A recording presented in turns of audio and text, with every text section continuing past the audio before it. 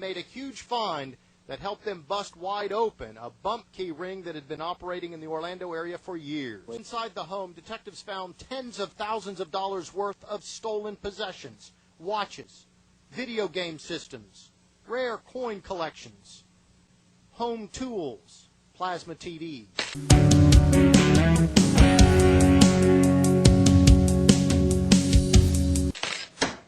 This is what detectives say the thieves were using, a specially designed bump key.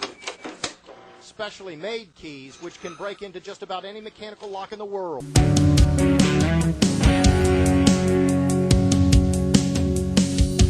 The Salem-based Medico high-security lock company is among those marketing a lock that can't be bumped. The unique thing about a Medico key that you don't at first notice is that the cuts are at angles.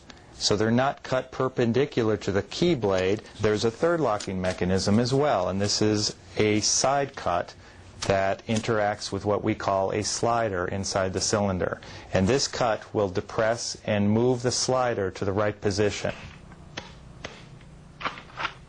I wasn't really pleased with that. I think we might have our locks changed.